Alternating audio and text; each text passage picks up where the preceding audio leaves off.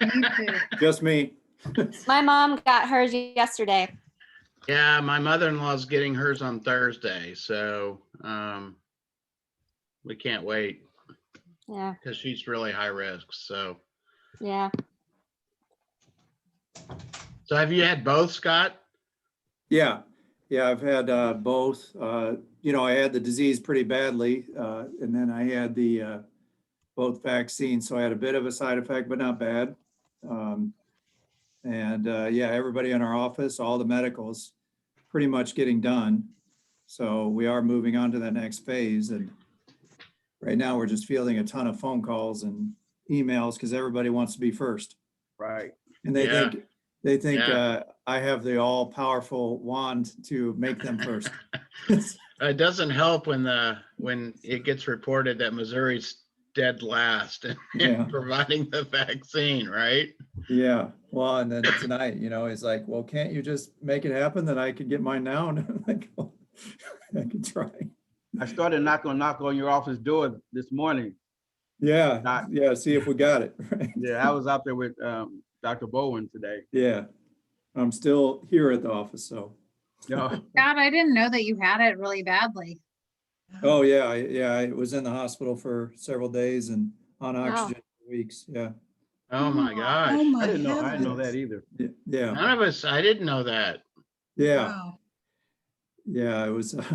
Well, I am so happy to see you there. Well, thank you, yeah. Right? Yeah, there were a Right. couple, my oxygen got to the 70s, Oh no. Oh, yeah.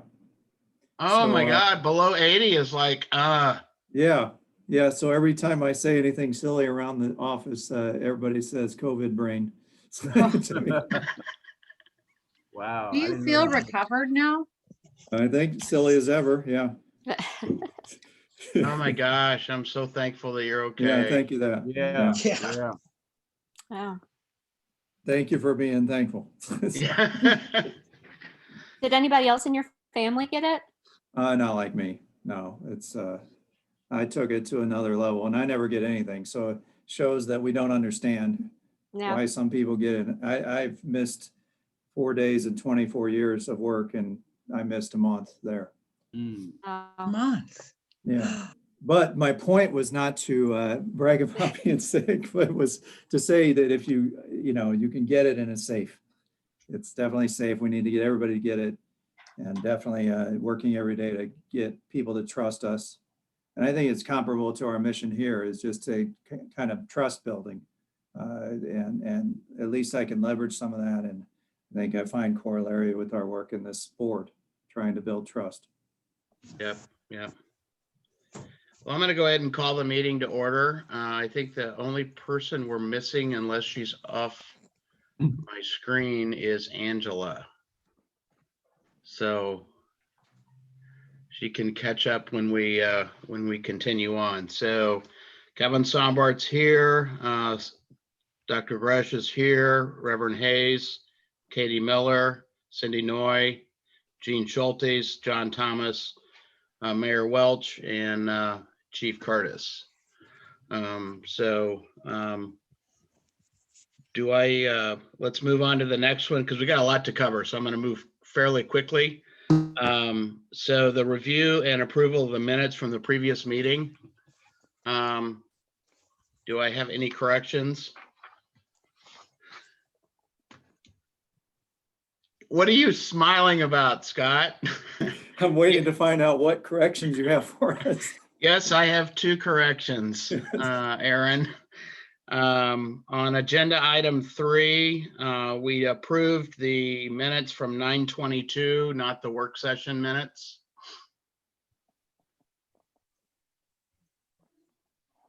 And then on agenda item 7, Farrell's name is misspelled, so correct that to capital F-A-R-R-E-L-L.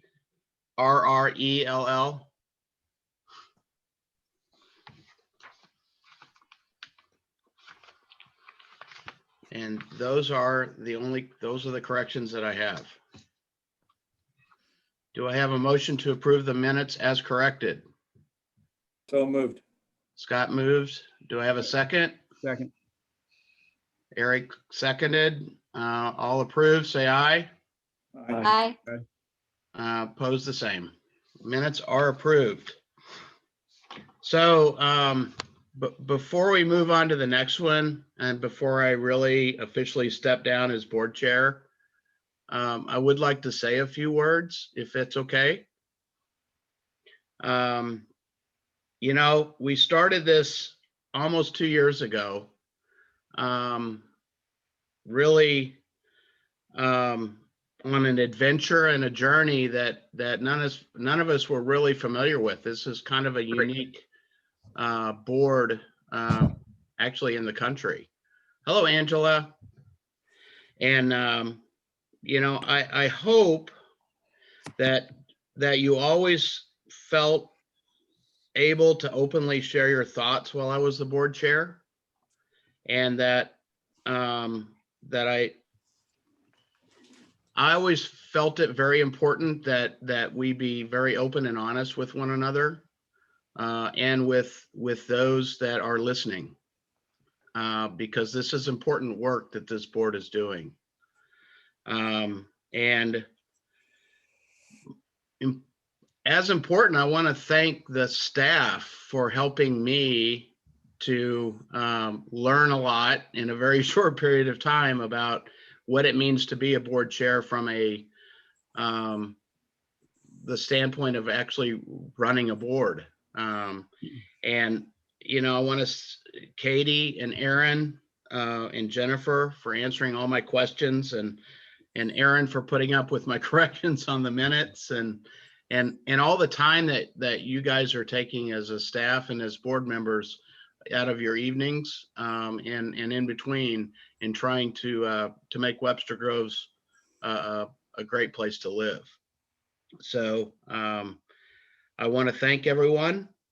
And, you know, I want to emphasize how important the staff is. You know, you guys, you know, Aaron and Katie and Jen, you guys are great, you know, and I think that a lot of times your value is not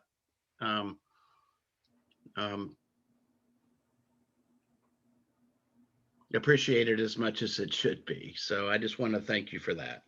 And all the board members have been great through this. We've made a good start, but I think it's time that I pass on the leadership to someone else who can take us forward from here. So with that in mind, I would like to receive nominations for the board chair that will move us forward from here. You know, Kevin, sometimes it's easier to put a little nominating committee together. That's typically what the boards do. 3 or 4 people put a nominating committee together. That way it's, how do I want to say, it's less embarrassing if you ask someone to be president and they go, no, I don't want to do that. And they have the opportunity to vet that desirability ahead of time. And that's something to consider, to think about doing that. And the committee would come back at the next meeting with folks that they have already talked with who would like to do this and do a good job. Okay. And it would be a chair and a vice chair, both. Right. Okay. Yeah. Katie is our current vice chair. So I could certainly entertain that if that's what you guys agree upon. I think that makes great sense, because I admit you've done such a great job being organized and putting in so much work to this committee. It makes me somewhat apprehensive to first spring it upon somebody right away, Yes. and to spring it on just one person. I think it's been a job that's I've been impressed how much energy you put into it, and I congratulate you for that. And I just really hope that we can get a couple people to kind of try and move it to the next level as we need to. And yeah, I think it would be a lot to ask somebody live on air without Okay. preparation. Yeah. Would we consider co-chairmanship, that the chairmanship could be actually shared by 2 people? Is that something that would be worthwhile to think about? I don't know. We've not done that. Typically, it's the chair and the vice chair, so that the vice chair really plays an important role in helping through that. So if, if the chair is unable to attend or be part of a meeting, the vice chair is right there. Yeah, unofficially, I mean, it just kind of worked out that way, but Katie and I discussed things, amongst ourselves, on occasion, if I had a question or she had a question. So I think that worked out well, but I think that maybe could be better formalized, so that the chair and the vice chair would work, a little bit more closely together in actually preparing the agendas and Mhm. doing those kinds of things. So I think that's a great idea. So I mean, who would like to sit on that committee? I mean, I have an idea of who I think would be really good at moving this board forward. But I don't want to put that person on the spot. So you should chair the nominating committee, Kevin. So who would like to be on the nominating committee? I can certainly chair that committee. I'd be willing to serve, and maybe Katie too, if that's all Mhm. right, I'm willing. and hopefully somebody else. And John Thomas raised his hand. Yeah, I'll be happy to be a part of that. Kevin, I think you did such a good job that people are afraid to even entertain the idea. All right, when I say people, I mean me. So I actually have I have so much going on, and I know that we all do, but I would be happy to help with anything like the nominating committee, but like what you do, Kevin, is great. And what you've done, it's not in my wheelhouse at all. I would not be organized at all. So I could throw my name out of the hat, but help with anything that you need along the way. Yeah, I think that maybe what the four of us could do is really discuss who we think would and I think it is important that not to not include Cindy or Angela, but the other group members have been here for like 2 years, so it probably is a good idea for us to get together and say, okay, who would be best to lead us forward from here. And what we can do is share those ideas with everyone else. I mean, when I send out an email, I copy everybody, including Katie, so that it's all official public record. So, and then we have an idea at the next meeting, then we can determine who and talk to that individual or the individuals that we come up with to determine, who would be best to lead us forward. So, our meetings are going to be the fourth Tuesday of every month. So, we do have a little bit of time to do that, but it will slip away from us. So let's get together sometime in the next week or two and kind of throw some ideas out. And I will send out an email to everyone to get your best time that you're best available to meet. So it'll be myself, Scott, Katie, and John. Anyone else? I mean, Eric, do you want to be a part of this?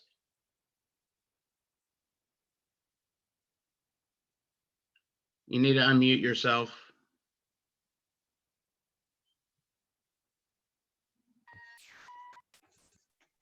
Okay, I'm sorry. Yes, I can. Okay.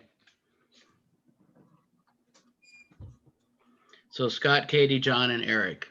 And people on that committee can be nominated also. Absolutely. So Absolutely. that's doesn't preclude you from being the Right. chair or vice Right. chair. That's exactly right.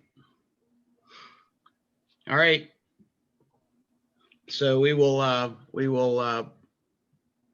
put the selection of new board chair on the table, pending the result of the selection committee that will meet sometime in the next couple of weeks. And then we'll have nominations, and I'll put nominations on the next board agenda. Perfect. The next thing on number 5, I'd like to recap and discuss the November 19th of 2020, seems like forever ago, Alliance for Interracial Dignity presentation and meeting. Katie and Scott did a great job in leading that group.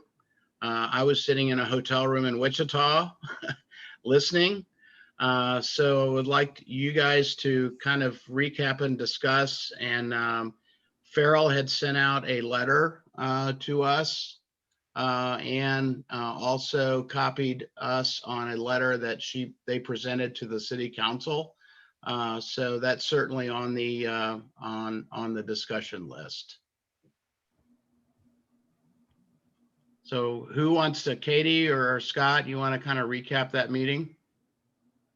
So as you said, now it feels like a long time ago, but I can start and maybe Scott can chime in or anybody else. Cause I think that, I mean, Kevin, you were definitely there too. And Mayor Welch, I think, was there, and maybe Chief Curtis too. So, but primarily, I think one of the first things that the Alliance wanted to do was share with us some like a video presentation that they had put together where there were testimonials by, if I'm remembering, maybe primarily people of color, but maybe some other Webster students too, that had interactions with the police department and Webster and what that had been like. So like personal statements. And it was pretty emotional. I don't know, I can't remember like who else was there, if there were anything in particular that you want to share, but it was pretty emotional. And I think that it's a point of view that maybe we haven't had as much input in that way as we probably would like to have on our board. So anyway, that was helpful. And then the next part was that Scott and I presented the PowerPoint. The Alliance was like given access to our survey. And then what did we break into smaller groups for the discussion, Scott? I can't remember now. Did we do that, or did we discuss all That was the together? last one, I think, which went ahead and attended the last meeting, but yeah, I don't remember that we broke into small groups the last time. I agree with you. The testimonials were emotional and definitely is part of why we're there, to engage and to hear these testimonials and to use those to advise our work. And I'm sure the Alliance was hoping they would have the impact they did upon us. It's hard to verbalize that when you're in a Zoom meeting, but I hope they realized that we were receiving the message that they wanted us to about it. So that was appropriate. And it's definitely motivating our work going forward. We shouldn't be surprised that these things happen in one way, but on the other hand, sometimes to see it there in front of us can be difficult, of course. And I felt that was so impactful. The things after that seemed less, including our presentation. But I felt good that we're doing what we're supposed to be doing. We're going to the community, we're hearing what they have to say, and we're bringing it back to this board, and we're doing our work. And I definitely think it'll help us moving forward with the other groups. Is that kind of where you were thinking, or? Yeah, I mean, I would be welcome to hear what other people have to say. I think if you were able, to read the letter that then Farrell sent, or that Kevin forwarded to us from the Alliance. I do think that this is a group that is frustrated with us, the pace at which we're moving, maybe that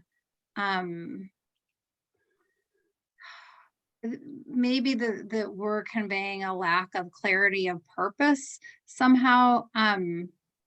That I think it is notable, at least from my point of view, that this group is the most engaged with us. And so I feel like we are also it's important to stay engaged with them.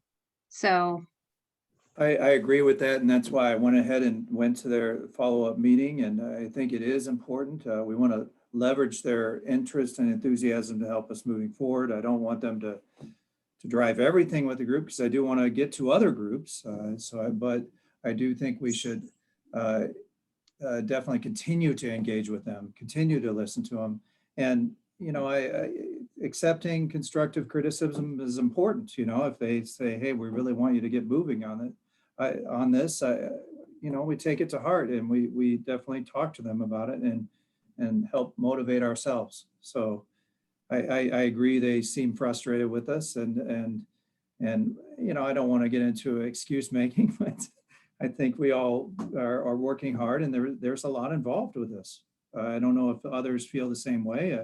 I've learned a lot, and there's a lot to learn, and I think they would too if they were in this group. So. Yeah, on Farrell's letter, I'd like to really make a particular comment that, you know, they think that we're operating within a bubble that's hindering the board's ability to understand what is needed to build new bridges. And I took that to heart because I don't intend to operate within a bubble. And I don't think any of us do either. And I think that we admitted that we have struggled on how to better connect with the community. And we've listened to the AID and have put forth some of their ideas and have discussed some of their ideas within this board.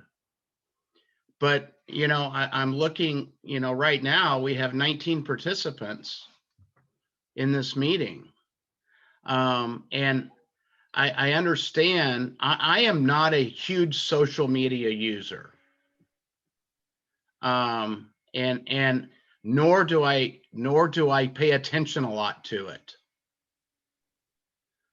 Because there's so much misinformation that is posted.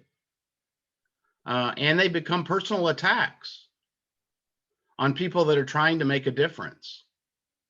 And I don't like to see that happen. And I think the conversations that some people want to have are one-sided. They don't want to hear all aspects. And I've always tried to run this board so that everyone's opinion is valued, listened to, and respected. And quite honestly, the negativity coming out of that letter just slapped me in the face. And, you know, I'm a very honest and open person. I've always been that way. And I've always been that way with this board. And you know, we are trying the best we can to engage with the public. And I think the Webster Groves Police Department overall has done a fantastic job. And listening to some of those testimonials, how old are they? When did those events occur? 25 years ago for one. And have things gotten better? And I think we need to have an open dialogue about that with everyone. I don't know, it's hard for me. I think I hear that it like there's a because of the heart and soul that you've put into it, it feels like a personal attack. I did not take it that way.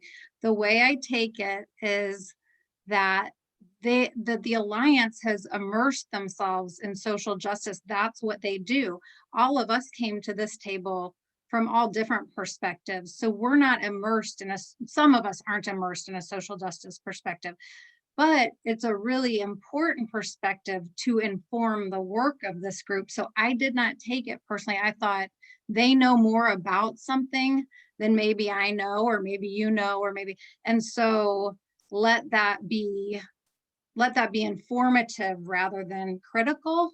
But I do hear that it's hard to do that because it's like of the energy and effort that, you know, that we've put into this over the past year and a half or almost 2 years. So I guess that's my perspective. I would love to hear anybody else's thoughts. I'd like to say something. You know, it kind of hit me when Mayor Welch, you said that one of the testimonials was 25 years ago, and I thought I kind of saw this committee as a healing body. I thought it grew out of a lot of pain and poor behavior by certain people. You know, we're trying to build trust with our police officers. And even though something happens 25 years ago, it still leaves a scar, it leaves pain, and that has to be healed. It's an open wound still. If someone's still talking about it 25 years later, it's not to blame the current police officers, but it's to say, I've been wounded.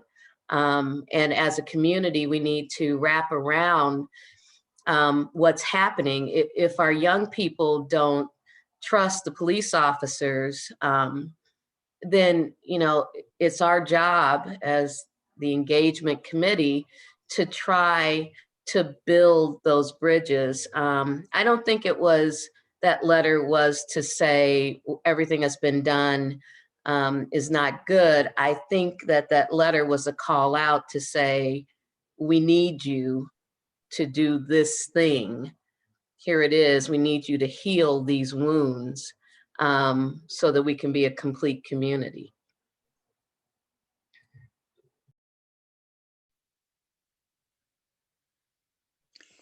And I'll say I definitely, to piggyback on that, agree with that. And the fact is that also, you know, some things may have happened in the past, but there are things still happening right now.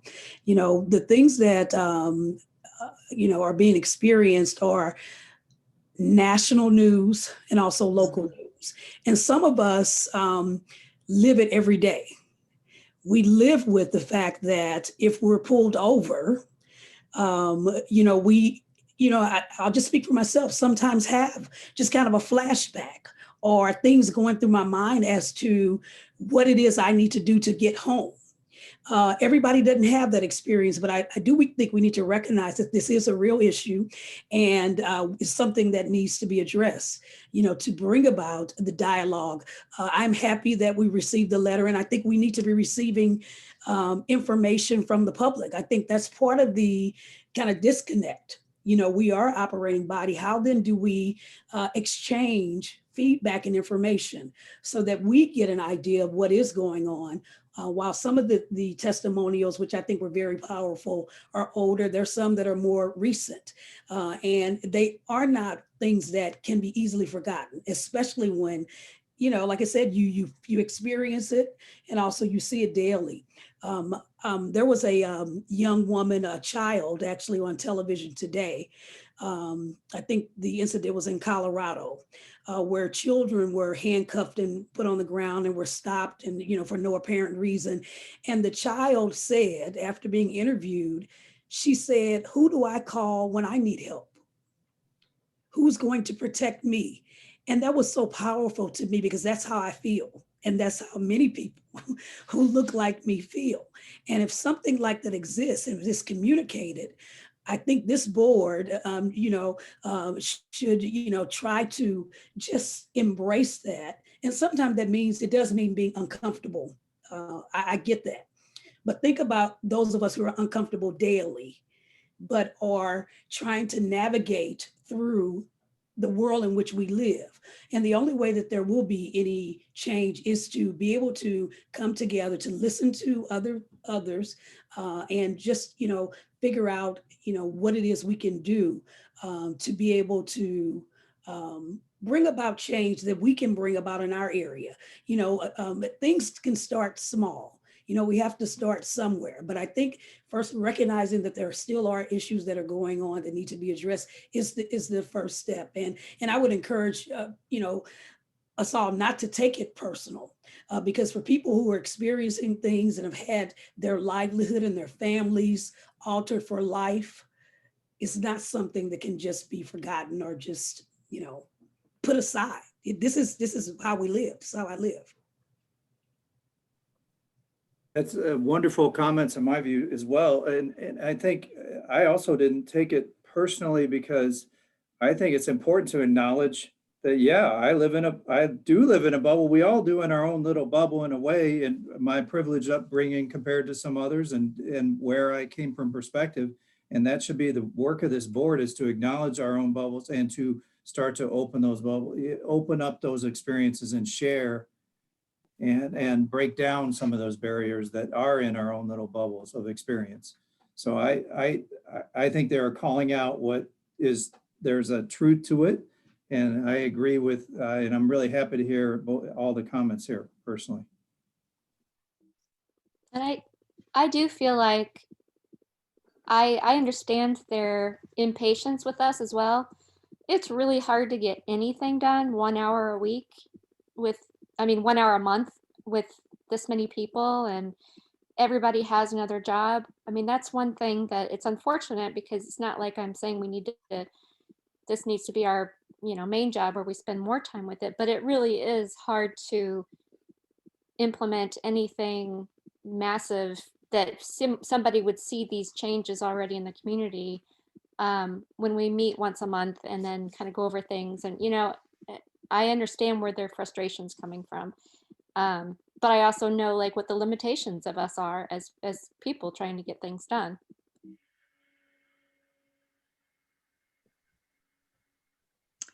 A lot of this is a balancing act. It's really a balancing act now, and COVID has added a lot to it. Because I think sometimes about actions, and Angela, I think about what do we do to help with that bridge? How do we do that as a board? And then how do we address everybody else? I mean, we have older folks in town who have issues and want to connect better with the police. We've got kids in schools. I mean, it's such a broad board with such broad responsibilities, and we are so hampered now with COVID. I mean, even if we wanted to go out and meet with a community group, we just can't seem to do that. So anything that is advice for moving forward or taking some actions is really, really appreciated. Well, I know we've brought up before, adding information to our website. We've engaged with the AID twice, 3 times really, if whoever participated in this week's meeting. And then, I participated, which I'll cover a little bit, with the Rotary Club. And then, we're going to talk about Scott's work with Webster University to try to do a presentation there. But I think that I'm a little frustrated in that, this is a board of several members, not a board of one. I've struggled with what can we do? And I've asked that question, what can we do? And I've shared that information and the ideas that I've received from the Alliance.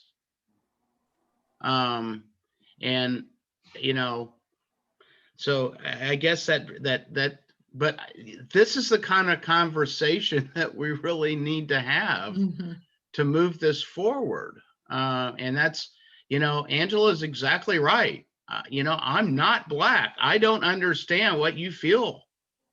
And when I get into an automobile and I'm stopped by the police, I never get stopped, but, what kind of fear is there that I don't understand? And I think that's important to share with the rest of the community so that everyone understands that we're all looking at it from a different perspective and through different glasses. And we need to appreciate those different viewpoints and understand the pain that's out there. It's not going away. If we ignore it, it ain't going away. So we need to really move toward doing something. I had an idea, and I talked to Cindy Noy about this, a few months ago. Why don't we ask the police officers how they think maybe engagement could improve with the public? You know, they're the frontline workers. And how do they think that, you know, should we survey them, our police officers, to determine how they think that engagement could improve and how it could be, you know, better within our community. I think also, I mean, I think it's dialogues like what Kevin just shared. You know, you can have dialogue. We're having dialogue right now on a Zoom. You can have, people are used to it. Kids are used to it. I think you have to have open dialogue and have a panel of kids, have a panel of individuals sharing their experiences. That's how that testimonial piece was supposed to hit home, is that people share their experiences and just have someone moderate it. You know, if we don't talk to each other and with each other, then change will never happen. You know, it's not going to be like a magical activity we can all do. It's about dialoguing, and we learn. The more we learn, the more behaviors change and systems change, because we're trying to do both. We're trying to change individual behaviors, and we're trying to change some systemic things as well. So I think dialogue is a really big piece of that. You can dialogue about an article, you can dialogue about a question. It's not a scary thing, it's open dialogue. And with dialogue comes emotion, and that's just a part of being human. Right. I agree with you, Kevin. I think it would be fantastic if we could have a dialogue with the police officers, because just talking with the community, even with your students or young people, you're still getting one-sided. And it's going to always be a slant, because the community kind of tends to, you know, well, I'm having issues with police officers, but police officers also have issues with the community. So I think it'd be a good idea if we could have a panel and find out where the police officers, where they stand, how they feel, because we know a lot of fingers are being pointed at them, and some justly and some unjustly. You know, I ran into one of the officers that I know recently and just had a conversation about him and what he faces on a daily basis, and what he faces when he goes home, what his day is like, some of the horrible things that the police officers see that we just don't know about. And I think Eric is right. You know, if you can get some dialogue with people on both sides of the issue, just so that everybody would understand each other, would be great. I think that that also makes me think about our ongoing opportunities for our ongoing training, because we really, at our best, what we could be is a safe place for people to share. But if we don't convey safety because, I don't know, we don't understand fully one perspective or another, then that's going to be a hindrance to people honestly speaking to us and sharing their experience.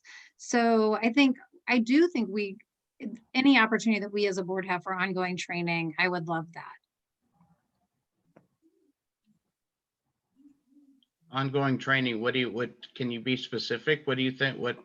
We talked about this as part of anti-racism training, Right. You know, that sort of thing. I think so. We have the opportunity, we'll have ongoing opportunity, I assume, to take part in the Citizens, I'm forgetting the name of it.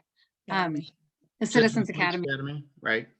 But I think that's an important perspective about a little taste of what police officers might experience. But we're not getting that same training yet on what it might be like to be a person of color and be stopped by the police, or all the systemic issues that we were beginning to touch on in the fall last year.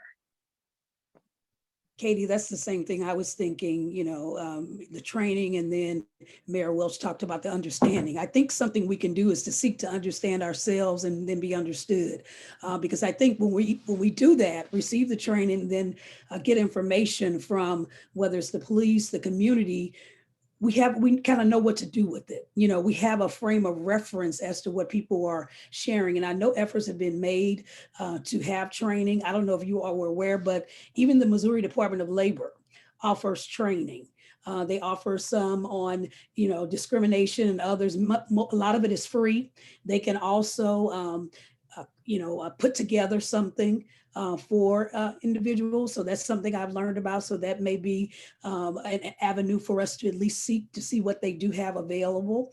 I'm just joining the board, but I don't know if we're aware, most people are DAP does training. They actually have sessions where, the tough questions are asked and, there is some open dialogue. And people, and I've taken that many times, you can sometimes just feel what others feel. Even in that moment, we get an idea just by the dialogue. So I think those are things that we can do. I love the idea of having some dialogue with the police officers and also getting ideas from them. I don't think anybody has the answer, because if so, things would be better. But I think when we are getting information from all these different entities, we will, have some ideas. And I think for us, we still need to create awareness about who we are as a board, what we espouse to do.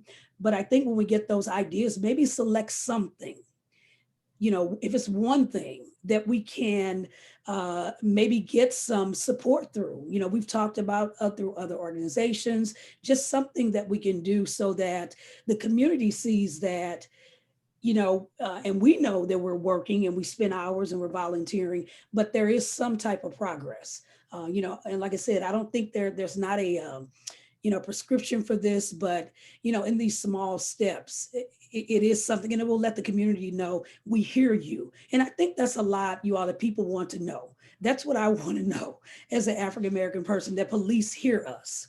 Okay. And we hear you as well. So when we hear each other and can understand, then what can we do to create just a more positive environment in our community?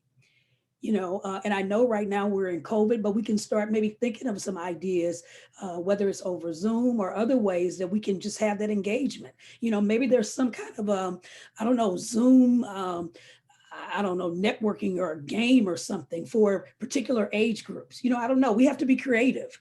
This is one of those things where just the sometimes having people to come together on something, it allows for the dialogue, for other things that are just, more emotional.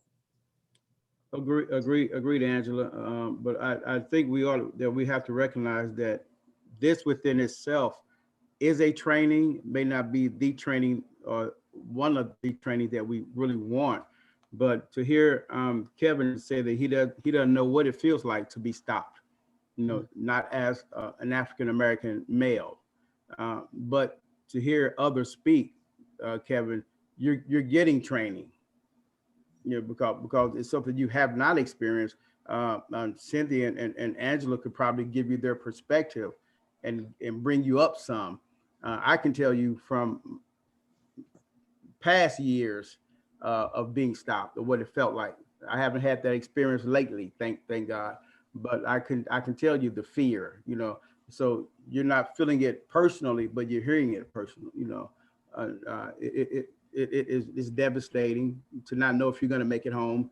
But I believe this, as a board, we are being trained. Even with the letter from AID, it's training us, that to understand that you're going to have negative responses, you're going to have positive, and not to take it personally. I agree with that. And something just popped in my head when you said that. Maybe there's a time for us to spend a couple hours talking among ourselves, whether it's a virtual retreat, and maybe just having some dialogue about what is experienced. It was wonderful seeing what others had as testimonials, but as we know, we have people right here on this board that have some as well. So maybe that's the start until we're able to do some other things. I think that's a great idea. I was actually I know we don't have time for it this time, but I feel like we kind of dance around and we use, words and terms, but we've never actually gotten into, talking about people's actual experiences and why we need to bridge the gap between the community and the police. And I think that if we hear from both sides, hear from some of the police officers maybe who have had some experiences that have stayed with them, and then hearing the stories from you guys would be a great start. I mean, I can't believe that we haven't, talked in that depth yet, but I think there's no time like the present, just to start, just to kind of get a good understanding. I mean, I have friends who have shared their issues with me over the years. I have my daughter actually just had a little bit of an experience over the holidays. My daughter's boyfriend is African American, and he had a little bit of a run-in with the Webster police a couple times in front of the house, which really the only reason why they stopped was because he was Black. And I hate to just say that because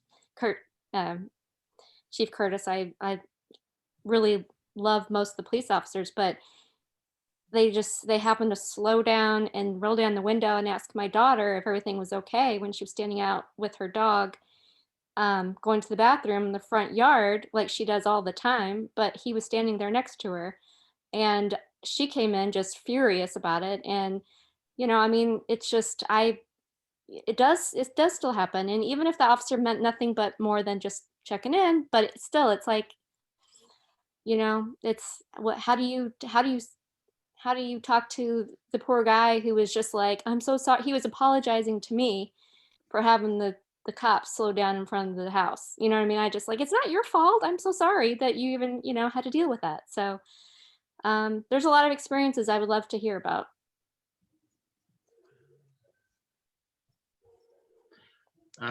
Yeah, I mean, the other the issue, and I don't want to bring up the sunshine law, but the other issue, anytime this group gets together, we have to post it. We have to go through a lot to get it out there. I mean, even when we met with the AAD and the Rotary Club, those meetings had to be posted and anyone could attend. So, I mean, there are other issues that are involved in all of us getting together and just having an open discussion like we're doing right now. But we can't spend 4 hours in our meetings, in our monthly meetings. So we Is need to that- do it. Yeah, I'm we sorry, need to Kevin, do is it that true outside. for a retreat too? Would that Yeah. one be? Anytime, Sunshine anytime more than 2 of us get together, it has to be posted and it has to be open to the public. Mhm. Period. That's the rules. It's the rules. I guess the question is, and I think no one has to answer it now, but maybe we're okay with that. Maybe each of us individually can think about that, and maybe, and maybe we're okay with that being open to the public, even if it were a retreat. Well, it would have to, if for a retreat, it would have to be. So, I mean, that's what we would have to do. So, and I don't have a problem with that. I mean, I speak openly too much sometimes, but I don't think you can ever speak openly too much, in my opinion. And I think that's the problem with the world right now, is that we don't have this open dialogue. But yeah, I mean, whoever wants to take that on, to set up something, I would love to attend. Katie, you as current vice chair, if you want to spearhead that, that would be great. And we'll get a meeting set up and we'll have that discussion. And quite honestly, Dale, I think that would be great to have a few police officers attend that discussion as well. I mean, everyone needs to hear what everyone is feeling. Because if we don't get there, we're never going to get there. If we don't start the conversation, we're never going to solve the problems. And we're not going to solve the problems. We can certainly work on it here, in our own community. So anyway, we need to move on with the agenda. But you know, as always, I so much appreciate everyone's opinion and input, because it's so important, you know, that we have these discussions. And Katie, So- I'd like to help. Pardon? Kevin, I was just saying I can assist with that. Thanks, Angela. Okay, that'd be great. And I'll help you find the times that most people don't access us. Okay. And even if it's not like a retreat, we could always start out with just another Zoom meeting, you know, in a different hour, a different day or something that Mhm. several of us can get on and With a just single chat. agenda, with a single agenda item. Right. We don't have to have, you know, 14 agenda items. We can have a single agenda item. So I'll move on to the Rotary Club meeting. So as a board member, I was the only one that attended that meeting. It was difficult because it was during the middle of the day. And you know, most of y'all are busy, you know, during the middle of the day. I'm blessed where I can actually, you know, take a little time off there. But it was a good meeting. It was long. I think Mayor Welch said, I think it's the first time a Rotary Club meeting has gone past the hour. Those folks were so engaged. It went 15 minutes over what is typically or usually the end. I mean, it went a half an hour over most of the Rotary Club meetings. They had all sorts of questions and engagement. So It's actually pretty good. you know, I did the same presentation, you know, that Katie, you and Scott did. I added a few statistics at the end that I had pulled together from our meetings. And the representatives that were also attending from the Webster Groves Police Department was Detective Fred Bell, Captain Perks, Chief Curtis, Mayor Welch, and then the young lady that was there that's a newer member of the police force. I did not jot her name down, Dale. She's not actually new. That's was Sergeant Jillian McCoy. Okay, She's- Jolene, she's- Jillian. Jillian. Okay, She's the supervisor of the community services unit. okay. And she was kind of standing, I think, behind Fred in the Zoom video. We're on a budget. We only have one camera. Right. So you know, I went through everything, and some of the statistics that I shared, a few facts that there are 27,000 calls for service per year, 18,000 active drivers in Webster Groves. Only 12% of the traffic stops are actually Webster Groves residents. Webster Groves is approximately 6 square miles with about 300 miles of paved roads and streets. 15,000 cars travel on Big Bend per day. 30,000 on Laclede Station Road every day. And then when we talked about how to fill any vacancies that we have within the police department, we compete with 71 state and local law enforcement agencies for recruits just in this area. So it makes it difficult for recruiting. And then we talked a little bit about the disparity index and what it meant. And Chief Curtis shared with them some of the statistics that he shared with us in a prior meeting on the disparity index.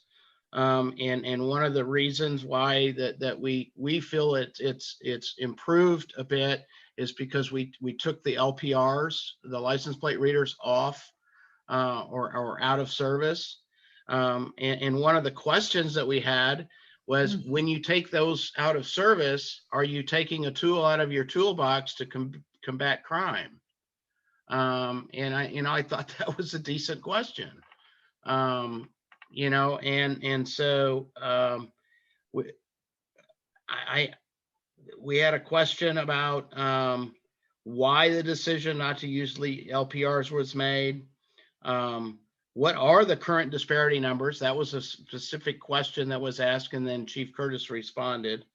And one of the comments was a Rotary Club member that said, please don't discontinue the Webster Groves police officer at the high school.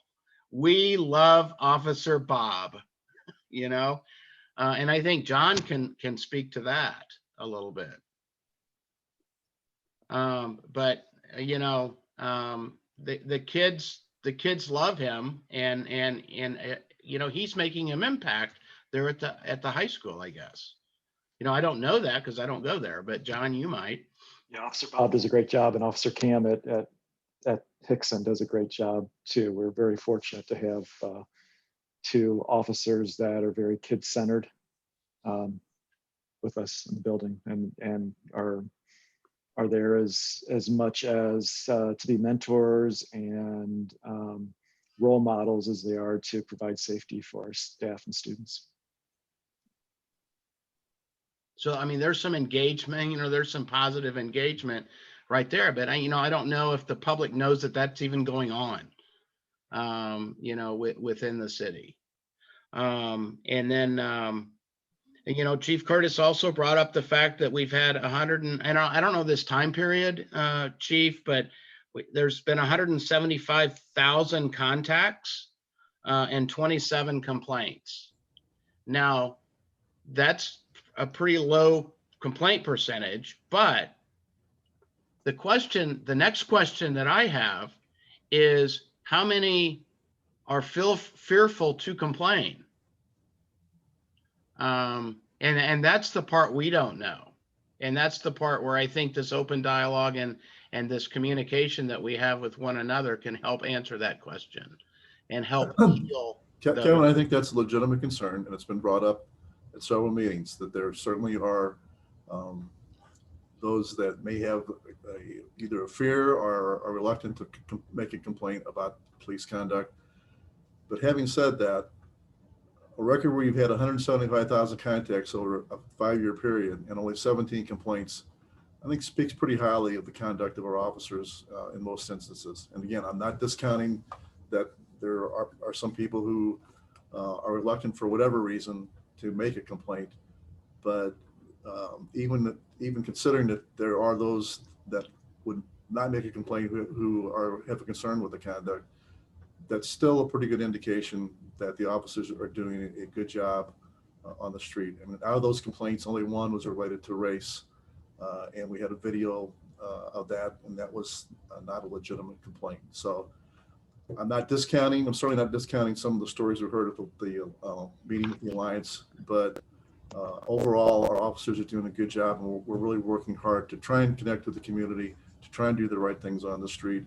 And we're certainly open to criticism. I know the Alliance is a little disappointed in the speed of the board, but the things that you just talked about are things that the board really brought about, the input from the board in terms of the license plate readers, in terms of the traffic enforcement for things that are affected by social economic reasons, things like expired license plates, equipment violations. We've backed off on those tremendously. If we have time at the end of the meeting, I'm going to try and get into that just very shortly, but I want to emphasize that the fact that the board has had a lot of input and influence already on the way that we operate. It may not seem like it's a big thing, but it's one of the things that helped reduce the disparity rate. Again, I don't think it was a result of profiling, but we still need to have the confidence and trust of the community. So we want to try and do things to bring that down, whatever the reason for it. So I just hope that the community and some of the groups give us an opportunity to work with them and work with the board to take that input and put things into practice that help all of us move toward the goal that we're trying to get to. Yeah, one of the other comments was that, how about doing a customer satisfaction survey for those that have been stopped? And it's like, well, I kind of chuckled a little bit about that, but you know, as far as, I mean, that would probably kill a budget, you know, if you're trying to do customer satisfaction surveys for every police stop, or every, I mean, I don't know how many you guys, every time you do something, you you say, can you hold on the line and do a 2-minute or a 1-minute customer satisfaction survey? So, but I thought that was, you know, again, that was one of the ideas that they threw out. So anyway, it was a positive engagement. Jerry, you were there. Do you have any comments on that particular meeting?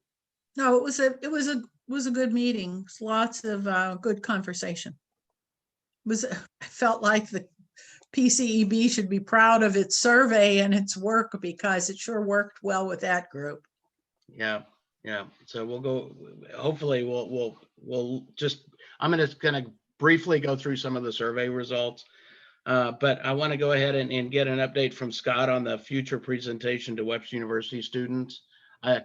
I don't know if you've been able to follow up. Obviously, we did not know your situation, so. Oh, that was a while ago. Yeah, no, I've been following up. Thank you. Yeah, February 9th is the tentative date right now for at least a meeting with professors.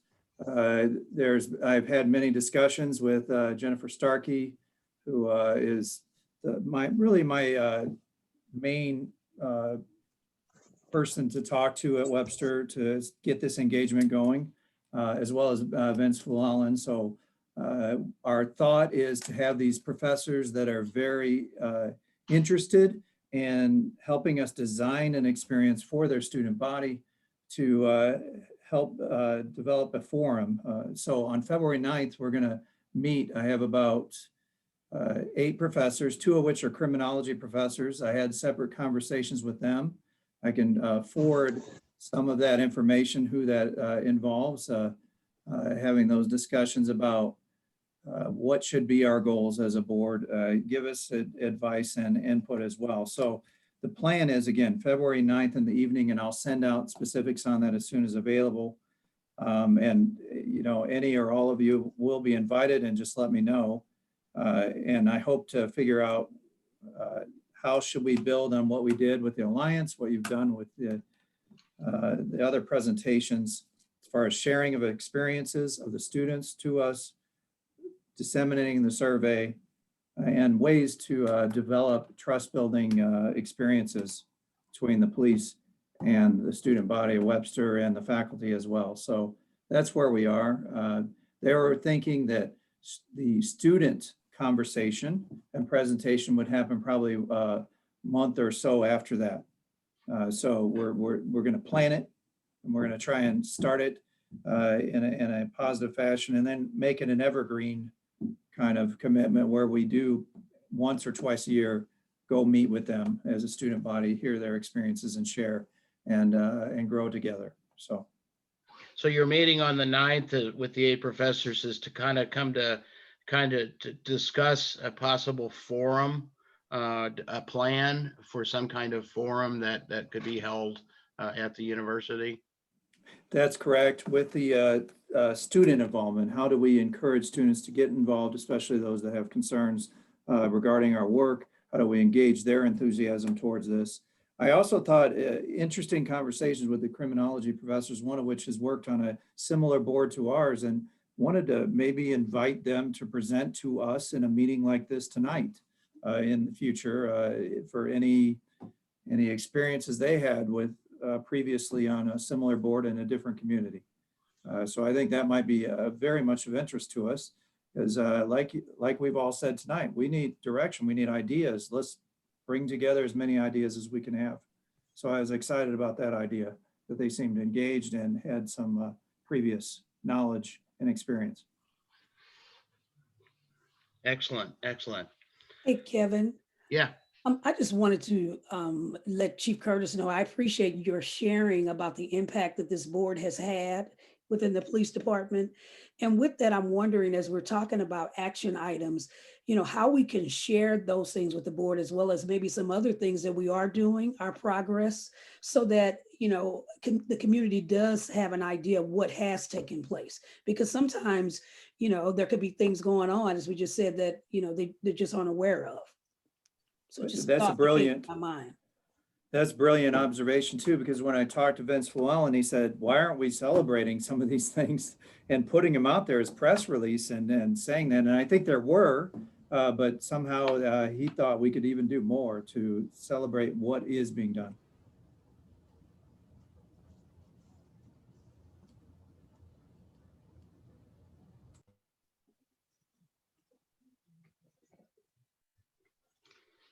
All right. Chief, I know that you wanted some time, and we're good. I mean, as long as it takes, this is important.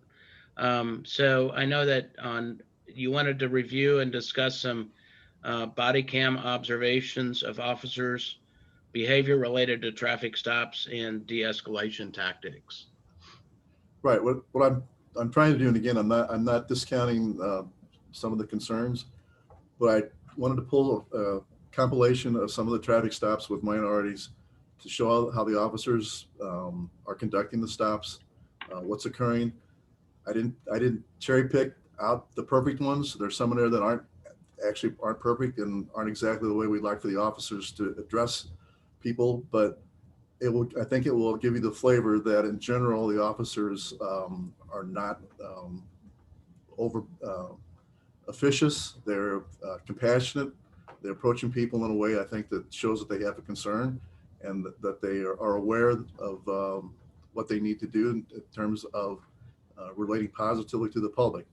I have one incident that I wanted to show that kind of demonstrates what officers are up against when they have some difficult calls. It was a case where they certainly had the justification to make some arrests, to have some more intervention, but they showed a lot of restraint, were able to calm the situation down. There were no injuries, there were no arrests. And I think it's a good example again of how the officers operate most of the time. You're never going to hear me say we're perfect. You're never going to hear me say there might be an incident. I mean, as Gene was talking about, I'd have to talk to the officer and see exactly why he behaved the way that he did. But those are things that would certainly be concerning. But I do think that what you're going to see here is a pretty good general representation of how our officers approach people on traffic stops and how they conduct business. So hopefully it works. I'm going to try and share the screen. If you have any questions, I can stop it while we're doing it, but it pretty much speaks for itself. And then after we get on with that, if we have some time and you want to get into it, I could just very briefly get into the disparity rates and the stops. And Angela, the things that we have done to try and reduce that. And we have, I think, been successful bringing that disparity rate down and also bringing traffic enforcement down and refocusing on what we're looking at as far as traffic enforcement. So let me see if I can. I'm gonna turn my video off. I'm gonna extend it over to my bigger screen so I can see. Okay. Hopefully this, I know last time I tried to do this, it didn't work, but I think we've solved that issue.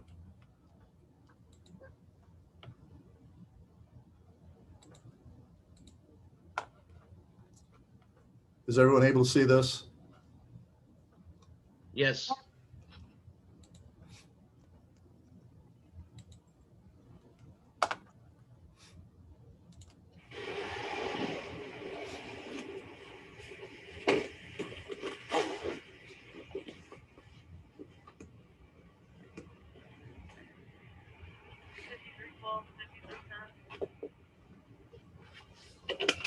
Yo, sir. How you doing, man? The reason I stopped you, you're speeding. You're going 43 in a 30-mile zone.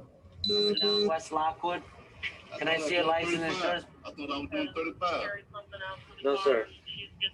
Do you have your insurance with you, sir? I don't have my card on me, but I got a aggressor. Okay. Are you able to find it for me to prove that you have insurance? I should have my card somewhere. I don't know if I got it with me. It's in my other truck, probably. I got another truck. Okay, I'll give you a moment. I'll be right with you, okay? Okay.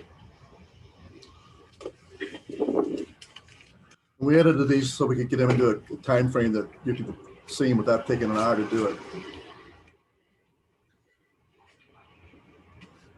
Did you find it, sir?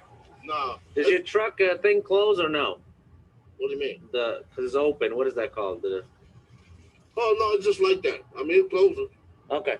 The reason I'm saying is just in case if your tools start flying out. Oh, they won't fly. I mean, I drive like this all the time. Okay.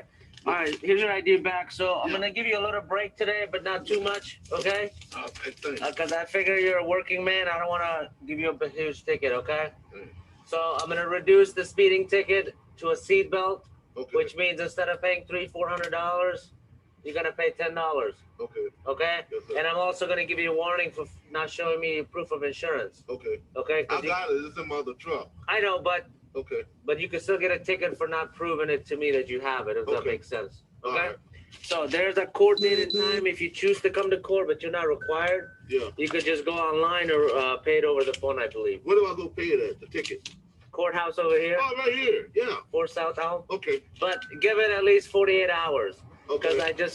it went in the system, it takes a while to take effect, Yeah. okay? I'm sorry for speeding because I was trying to get down here to the bank and get to do a job. Okay. That's no excuse. And Yeah, just I slow appreciate down. your service, man. Yeah, we're enforcing this area because a lot of people in the morning, they're speeding. Yeah. So that's why I'm there every day, okay? Okay. All right, sir. Do you have any questions for me? No, God bless you and thanks. And that I need to be patient. I have a problem with rushing to get the things, and I need to slow down. Yeah, So you're not say the this only down. one. Everybody's in a hurry. Yeah, I know. All right, sir. Drive safe. All right, God bless. Bye.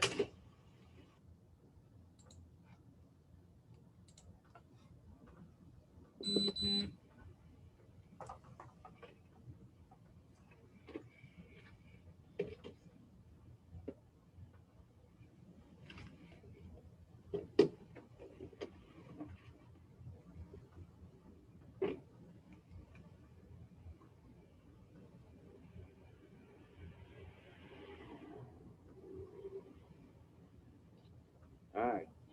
Your tabs are really expired back there. You know that? Okay. Hi. Hi. Are you gonna get a thing here? I am. Look, I was doing Postmates trying to make me some extra cash, and on my way back home now. I'm gonna get it taken care of as soon as possible. All right. I tell you what, I'm not. Okay. I'm not gonna write you. Okay. Okay. But you gotta get it squared away, dear. Thank you. I am. I do apologize. Okay. Guys, way back in August. I know. Like I was trying to get some extra cash. Just look, the COVID. I got messed up you. a lot of Okay. things. All right. Just get it done when you can. Okay. Thank you. I appreciate it. All right, dear.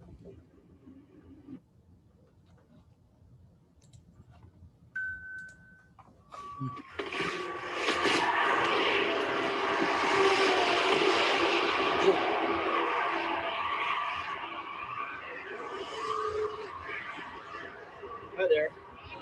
How are you guys today? Thank you. You passed me at 83, that's why I stopped at speed limit only 60. Are you the owner of the car, man? Yeah, okay. And it's a 2013 Dodge Journey. Okay. And it's February. Let me just check something out real quick, okay?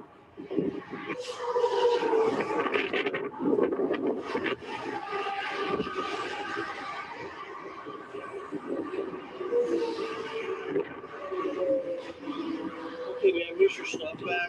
I'm going to give you a little break on your speeding. Anything over 80 is very expensive because it's 20 over the limit. And you have to, I'm only allowed to 78.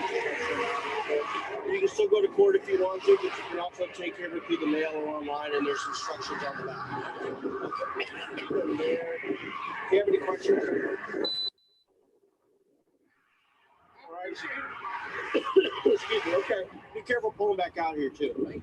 Okay.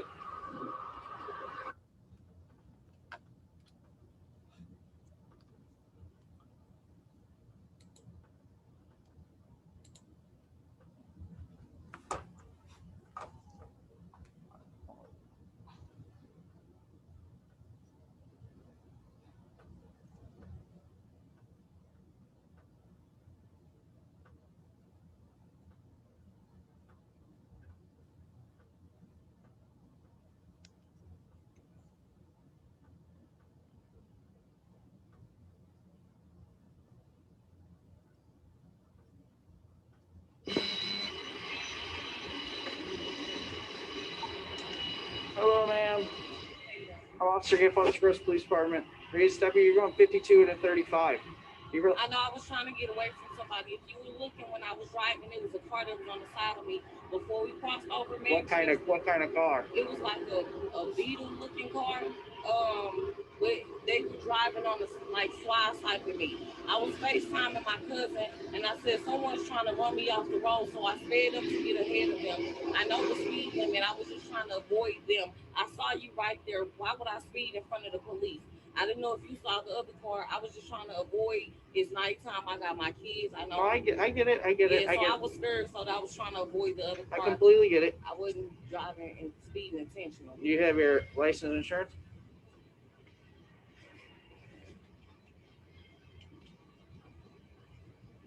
Did the place go to this car? No, I just purchased this car from a guy. We Okay. have a payment plan. You got a bill of sale or anything like that with you? I just purchased the car, All right. so I have all. I hear you. I have all of his information. Okay.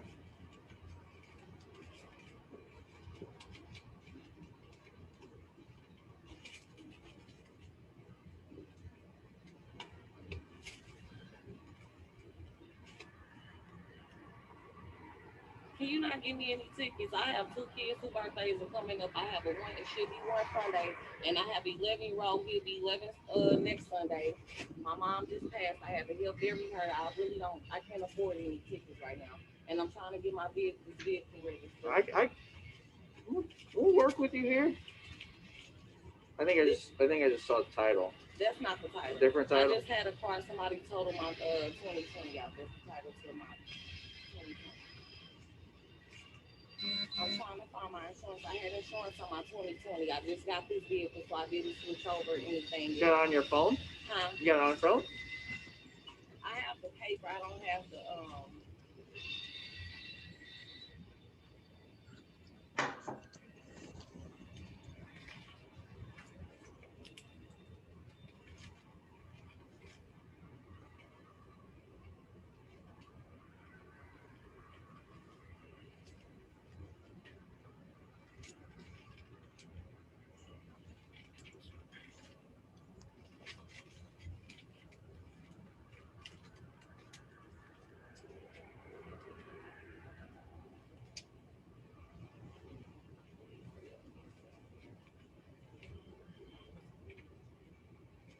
What year is the Chrysler? 2006. Okay. I got pulled up about St. Louis County when I got the car. Okay. And they pulled me over 5 deep, and they said something about the car, something about the VIN number. Okay, I'll look it up and Okay. we'll go. I'll work with you here. You got your kids, your license valid and everything? Yes. Okay. I have insurance. I'm just looking for Okay. it because I had to get it to purchase the rental car I was in. Here's the deal. When you find it, just wave your hand out. And I'll come back up and talk to you. You get it. All right? 9381, 9382.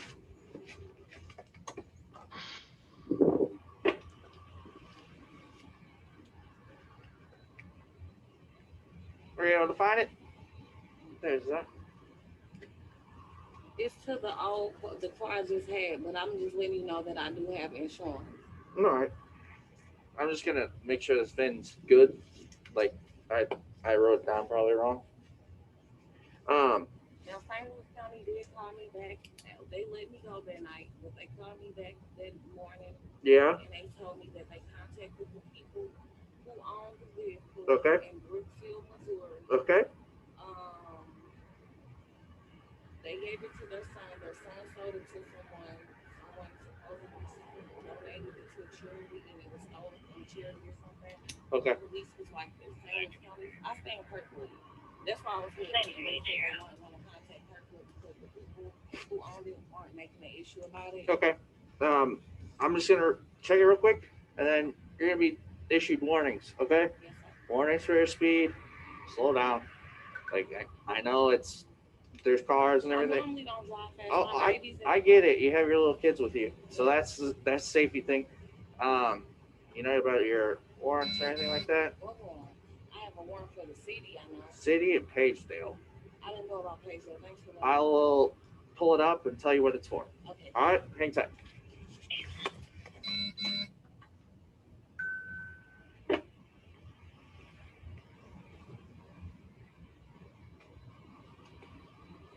So city is speeding, Pagetdale is parking. The city's from, I don't know when, 35 over, and then Pagetdale is just parking. So call it the courts, get that squared away. Okay, thank you, sir. All right, you're free to go.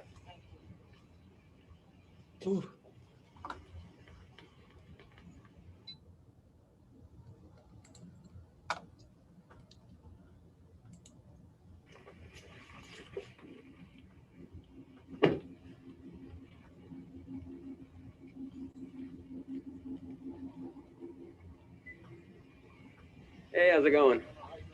All right. Hey, the reason I stopped you is as you were coming through that stop sign. Yeah, yes. You kind of rolled you, but I don't have a stop sign, so you got to yield to oncoming traffic left and right. Yeah, I see you. Okay, well, you kind of made it close. That's the reason I did stop you right there. Like, if I would have, I was going slower than 25, but if I was even going 25, the speed limit there, it would have been real close. So that's the reason. Is this your car?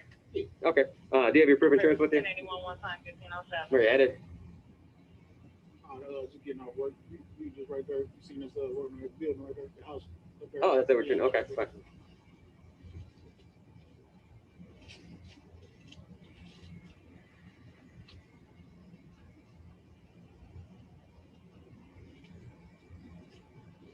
Perfect. Good too. Technically expired in October 2020. Yeah, if you get the current one, you can look for it. But as long as you have a valid license, I'm not gonna write you for it. Just let me double check your license, make sure it's valid. And if you have the up-to-date card, if you want to keep looking for it, I won't keep you long. Hang tight.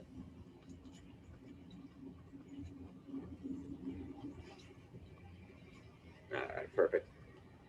Yeah, even better. All right, there's everything back. I would say license valid, everything's good. Just be a little bit more careful, okay? I appreciate it, man. Take care.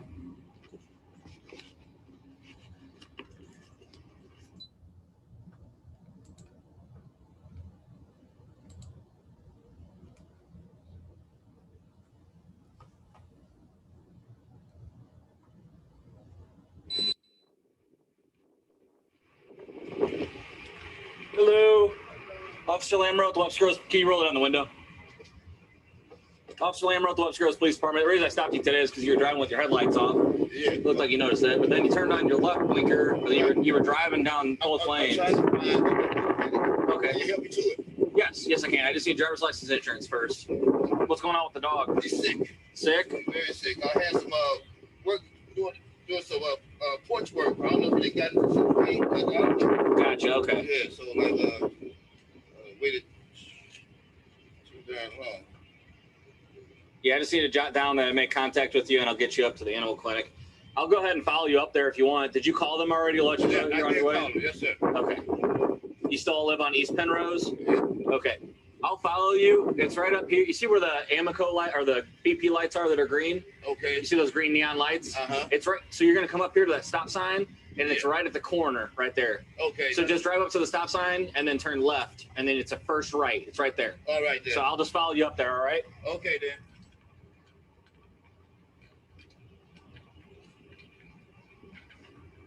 Go ahead and call them just so that you can start that process. I just got to type in the information saying I talked to you and everything, okay? Did you just get new plates or something? Yeah. Is that one not coming off? Correct. Okay, so is that the new one that's in the, Yes, sir. okay.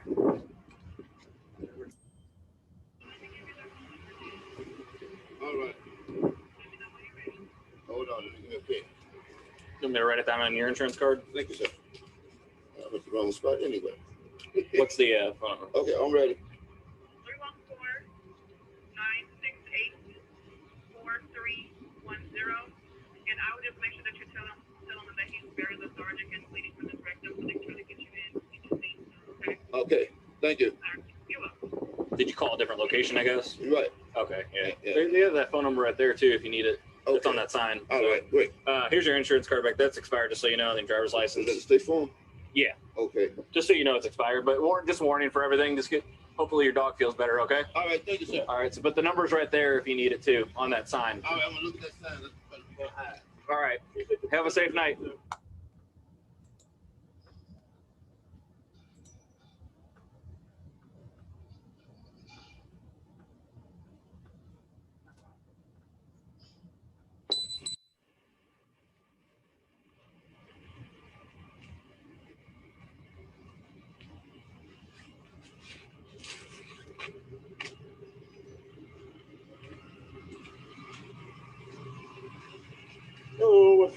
Department. And the reason I stopped you, your temp tag is expired, and don't go back to this vehicle. You aware of that? I just bought this car. You just bought this truck. Okay. You got a driver's license on you? You got insurance on the truck? I do have insurance, not on the truck. Not on this truck. I haven't switched over yet. Okay. I mean, well, I already called them. I just haven't sent me the car. Okay. You guys live around here, or? Doing DoorDash. DoorDash? Okay. That's what I feared. I might have a truck. I ain't worried about that. Okay, I'll be right back with you.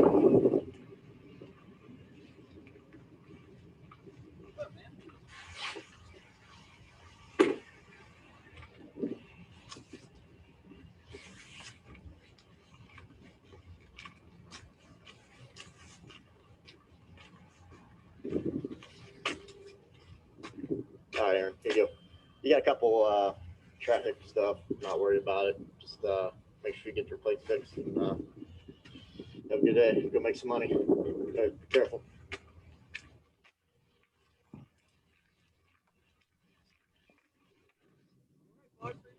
Thanks. 7-2.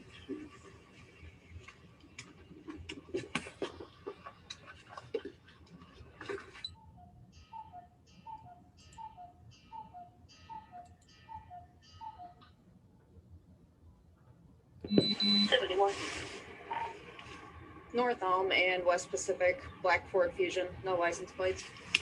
There's North Elm and West Pacific, a Black Ford Fusion, no plates.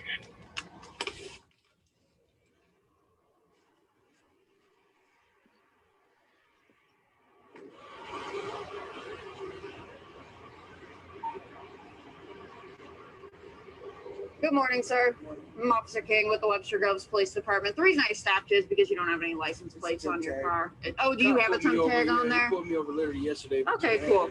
Yeah, the lights are just, or the tint on there Yeah, I so know, dark, it's I just couldn't see it, but, okay, do you have an insurance card? Yep. Thank you, perfect.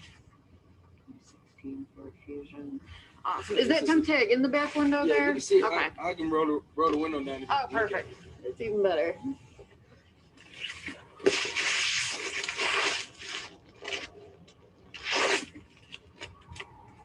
Oh, yeah, the Illinois, I don't know why Illinois doesn't do them like Missouri does, where you can actually see it. Yeah. Okay, give me just a second. I'm going to borrow it so I can run it really quick, and then I'll bring all this back up to you, okay? Thank you.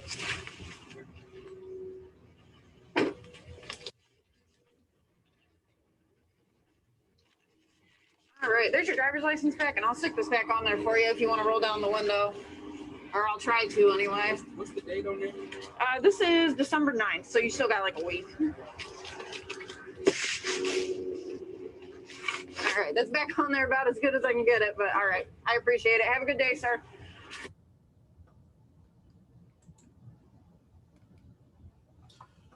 Okay, I don't know if you noticed, there's 2 or 3 of them that actually had warrants. And again, this is one of the things that we are doing because of the work with the board and the input. We aren't making arrests on minor traffic warrants. Basically, we're asking people to tell them know they have the warrants and to get them taken care of. So that we're not making arrests on those type of stops on anything that's minor. So that's something that's came about as input from the board and talking about some of the issues and some of the reasons why there were more there's a disparity in some of the arrests. This last video is from an incident in Ivy Crockett Park. We had a call for fight in progress, a man with a possible gun inside the park. It's a little bit long, but I think it's important that you see it. Again, it gives an indication of how the officers allowed it to de-escalate. There were no arrests. And it kind of speaks for itself.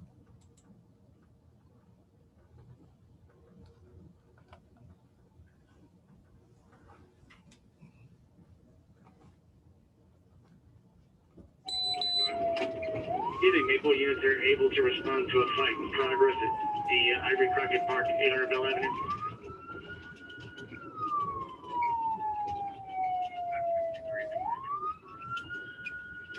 $5322. Sorry. Respond to 800 Bell Avenue, Ivory Crockett Park for launch 1010 in progress. And I apologize for some of the language, but I thought it was important that you hear what actually was happening and didn't want to try and bleep out everything. 21, thank you.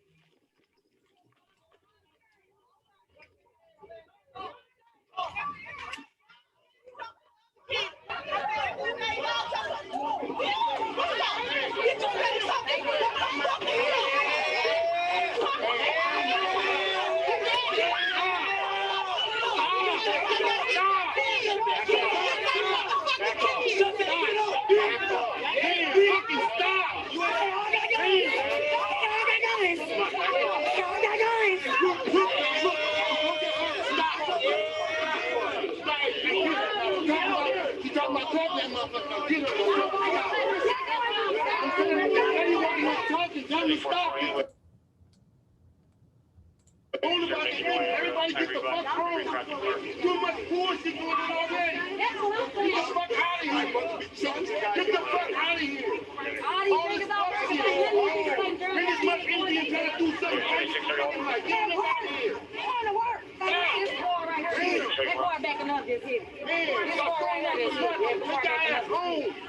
Don't make no fucking sense. Fucking grown ass that want to be grown, act like adults. Go home. It's over with. Stop fighting over bullshit. Fuck out of here. That's bullshit.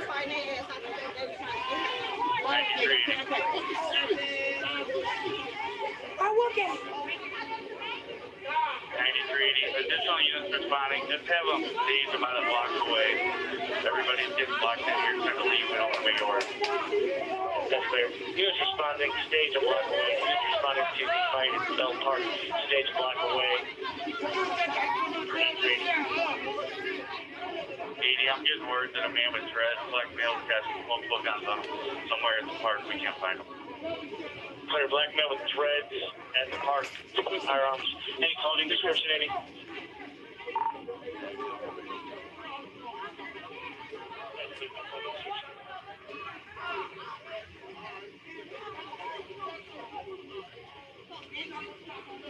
Let me get you out of here.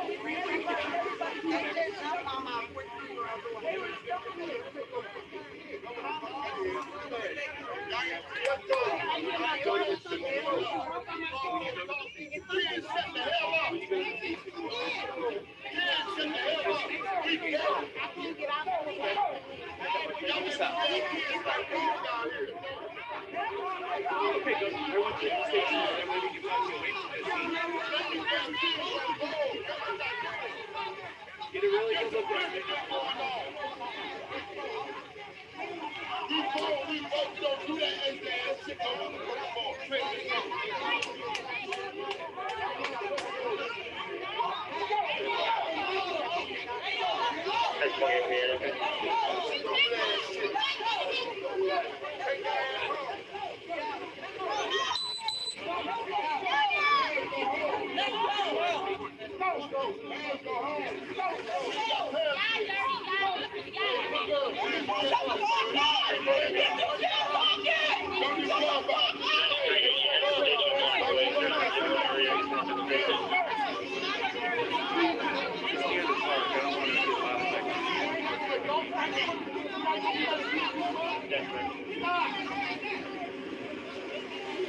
Trying to leave. I can back out. I can back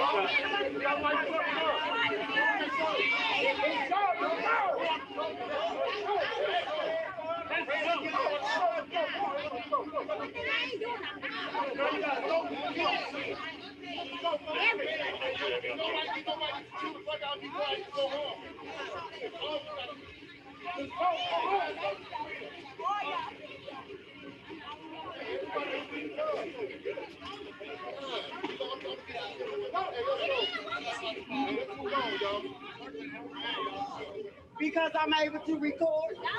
Because this, you know what? I'm grown. Yeah, but don't record. I'm not recording you. What you gonna do? What you gonna do?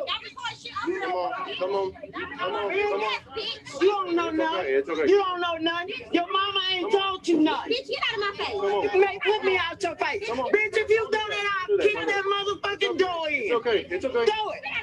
Bitch, you do it, but you wanna be stupid.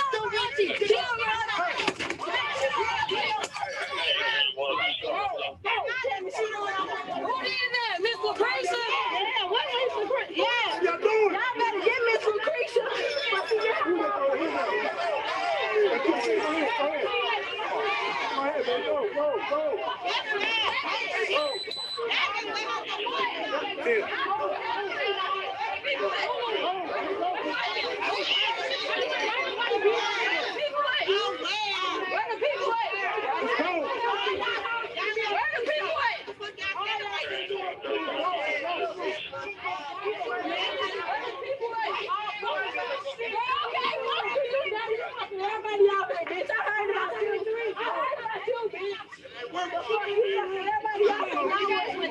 No, I don't know.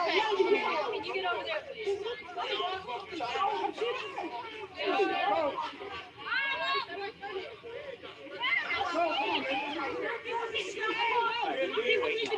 What do you mean? Black Lives Matter. Let's turn this motherfucker up. Show him how much Black Lives Matter.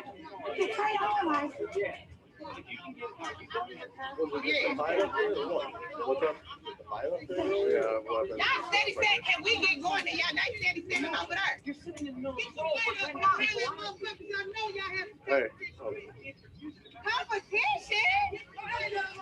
People steady walking over here. You old ass bitch. Your mama ain't never supposed to sit there her life, bitch.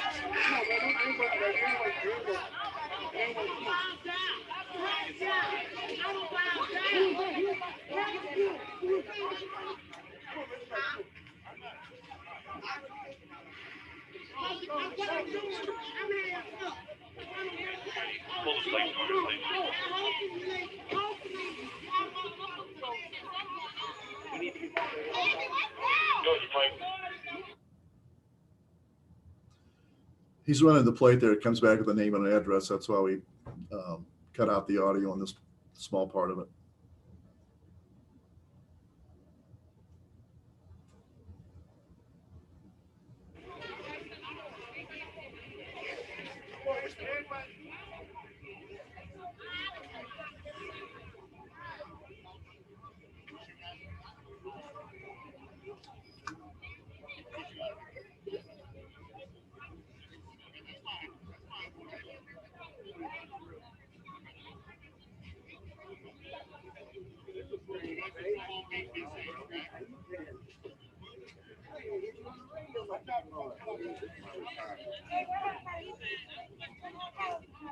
Over here.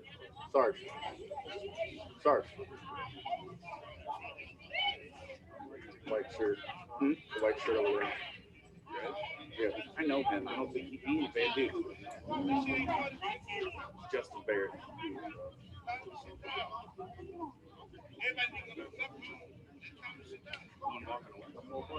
Yeah.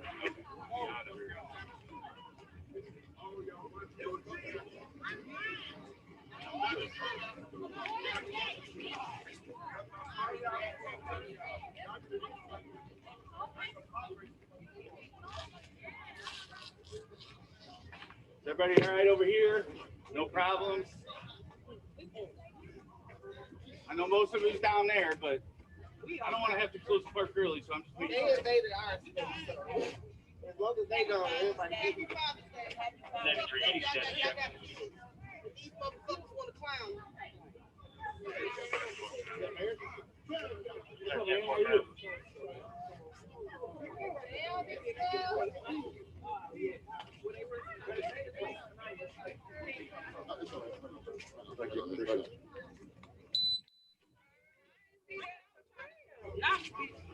You should have had the crib. I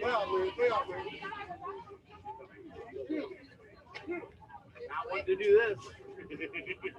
I wanted to do this. I was driving around, it's a beautiful night, with some fireworks. This shit came out of nowhere. Girls? Always starts that way, isn't it? Yeah. Always starts that way. You think it was just like one isolated thing? Just keeps stirring it up, stirring it. I'm going to go ahead and stop it there in the interest of time. There's not really a whole lot after that, but I would hope that gives you a good indication of how officers react to certain situations that could be volatile and have been taught to de-escalate and not to aggravate the situation. Does anybody have any questions about any of the videos? No, I just lost my Zoom though. I can still see you. Yeah. There we go. Chief, I do have a question. I noticed on some of the traffic stops, not the last one, but some of the traffic stops, there were more than one. There were 2 cars that responded and some there was just 1 car that responded. Are there procedures that you have in place that kind of outline why a second car would be needed? In general, if there's another car close in the area, they're going to assist on traffic stops. One of the traffic stops was Officer McGann, the officer that was shot up on the highway. And I mean, that's the reason for it. It's strictly a safety thing. And what they will do is they will hang back. We don't want more than 2 cars on a traffic stop unless it turns out to be some kind of felony arrest or some kind of serious issue. So you'll see an assist car on a traffic stop if somebody's in service and isn't too far away. Thank you.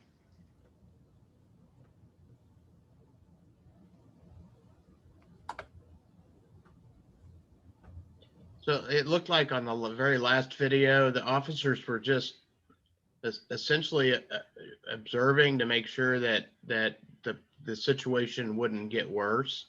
Is that a?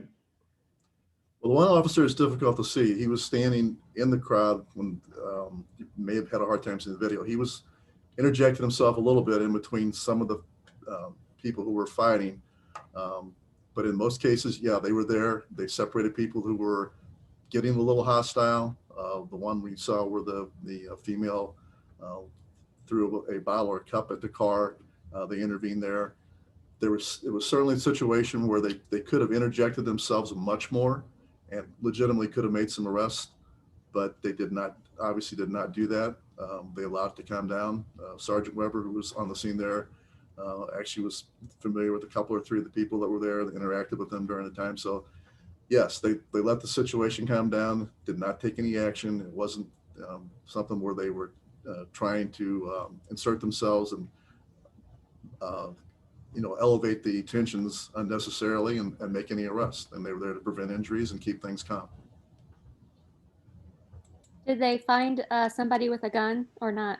They were not able to locate someone. There was somebody who was there who had actually told Sergeant Weber that one of the participants had the weapons, but they weren't able to locate anybody.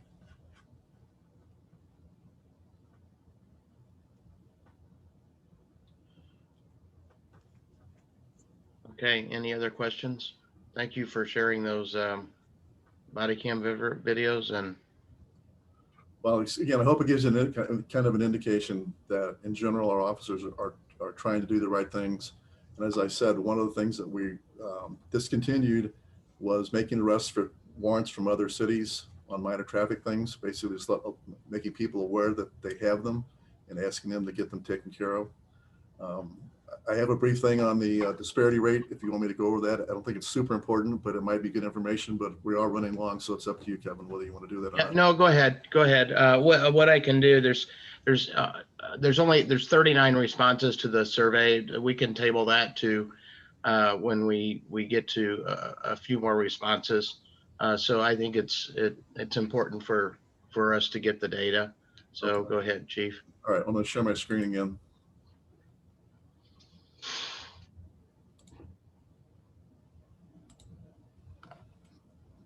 And you've seen some of these before, so I'll go through them fairly quickly. We've had a policy against profiling since 2003. Again, we work hard to try and prevent it. We believe that the disparity rate there's a reason for it beyond racial profiling.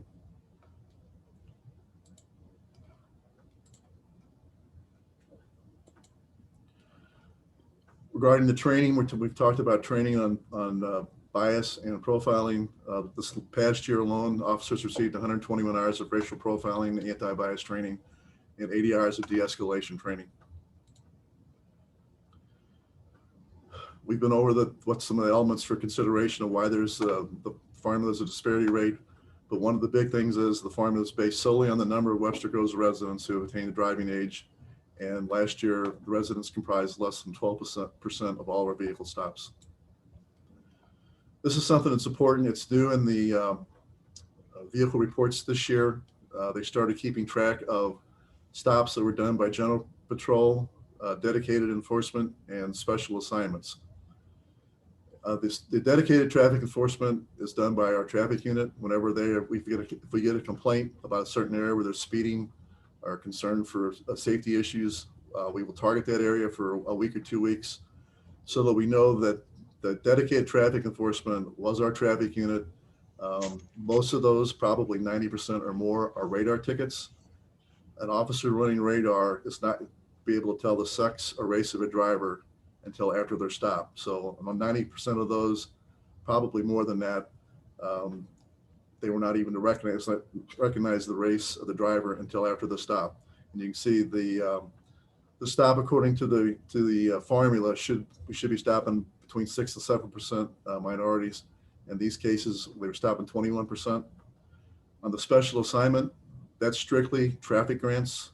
We get the traffic grants from MoDOT. I think we've mentioned this before. The State Highway Patrol really does not cover the inner ring suburbs. It's up to us to do that.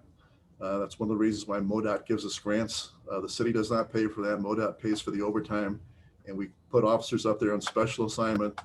Again, 95% or more of those are radar tickets. You saw the one stop on the highway. The cars are whizzing by. The traffic, when they're running the special assignments, it's impossible to tell who you're stopping until you've made the stop. And again, you can see that about almost 22% of those stops were of minority drivers. General Patrol, that would be the officers who are on General Patrol, just on their daily routine. If they run a speeding assignment, or if they see somebody speeding or a hazardous moving violation, they make those stops. And you can see about 20% of those were minority drivers. So intuitively, it's hard to say with real hard data, but intuitively, it appears that all of those are about equal. So we know that the dedicated traffic enforcement and special assignments, the vast majority of those, the officers can't tell a race or sex before they've made the stop. And those are about 21% minorities. General Patrol is about 20%. So it tells us intuitively, and again, it's not necessarily hard data, that all of those stops, that's the kind of population that is transient through the city. As Kevin had mentioned before, we have thousands of vehicles going through on Big Bend, Laplete Station roads, and arterial streets, so that you would expect that whatever the level you're getting on the dedicated traffic enforcement and special assignments is probably going to be indicated of what the General Patrol is, and it is that. And as you can see, it's a disparate rate. Again, we reduced our traffic enforcement considerably. Part of that was COVID, but a huge part of it was the input again from the board in terms of how we do traffic and the traffic enforcement on the highway, where there was a much larger disparity rate. We reduced our traffic enforcement on the highway by 42% last year. We went from 2330 down to 989, and 552 of those, which is over half, were the grants. Again, those were mostly 95% radar tickets, where you can't tell a race of a driver until after you've made the stop. We took out the LPRs out of service, again, as input from the board and from the community on the way that they want us to police. So we weren't getting hits on warrants. We also refocused what we pay attention to on traffic violations. Officers are concentrating on hazardous moving violations, things like speeding, running stop signs, traffic lights, careless and imprudent. The equipment violations, there you have the full discretion. We're not doing a lot of enforcement on things where that if primarily have a bigger effect on social economic groups. So again, this is a preliminary number. I expect it to stay about the same. It may be a tad higher, but I actually think it'll probably be a little bit lower. But we reduced the resident-only disparity rate from 2.13 last year preliminarily to 1.9. So we have been successful with these efforts. And again, from input from what we've talked about in the board and from the community, and reducing that, to give the community a higher level of comfort and confidence that we are not profiling, that the stops we were making are legitimate stops. This year for residents, we only stopped, I've got year to date on here. That's actually not correct. These are preliminary figures. I had most of the figures already from 2020. But in 2020, we only stopped 271 residents. That's 12% of the total stops. And of those, 22 were minority drivers or Black drivers. So again, preliminarily, the disparity rate's about 1.9. The AG acknowledges in the traffic report that the disparity index does not equate to bias, and that there are a large number of complex factors not considered in the formula and assumptions for the vehicle stop report. Again, we recognize that the perception is reality. We want to make sure we do everything we can to keep that number low, so we have some confidence and trust in the community that we're not profiling, and we expect to continue to do that. Does anybody have any questions over those? I've got a question on the second paragraph, the 20-year analysis. Is that statewide? Is that Webster Groves? Is that? That's for Webster Groves. Okay. So the lowest it's ever been is 1.76, or it's right. That was the lowest it was ever been was 1.76. I am not very good at going back on these slides, but during that year, they did not keep residence statistics. Okay. That didn't occur until 2018. Logically, when you look at the difference between what our disparity rate is now overall and what the resident disparity rate, you would expect that the resident disparity rate that year would have been much lower than 1.76. Okay.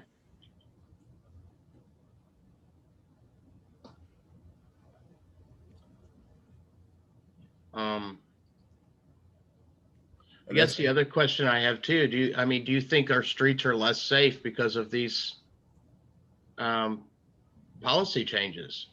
I mean, are you seeing more accidents? Are you seeing? I don't believe that they are generally less safe because we are enforcing the hazardous moving violations, but it does. I mean, equipment violations, things like traffic signals out. I mean, signals out. Traffic lights, one traffic light out, cracked windshields. Those are somewhat safety issues, so they may contribute a little bit, but I don't think it's a large amount in terms of affecting the traffic safety. If I did, I would say that, and I'd say we need to enforce it. It's just that it's one of those things that was the community expected before. They expected people to be driving, responsibly. If you wanted to have plates that were current, insurance that was current. You can't find out about insurance until you make a traffic stop to tell that if somebody has a license plate that's expired by 2 or 3 months, there's certainly a good possibility that they haven't paid for their insurance either. So it's more in line with those kind of things, but I also think it's important that we have trust and confidence in the community. So unless we get feedback that that's what the community wants us to start doing that again, we're going to continue to focus mainly on hazardous moving violations. Right. All right. Any other questions or comments? Thank you for sharing all that data. It's important to share that with I mean, where else can we? I guess that's really I'm gonna skip 10, and we can review those later. Again, there were only 39 responses, but what I really want to focus in on at this point is how can we expand this survey? I mean, I wrote an introduction to the Rotary Club. I can send that out, and I think I shared it with everyone. But I think that we need to post the link to the Webster Kirkwood Times now that they're back in business and in circulation. I mean, how can we get this out to folks?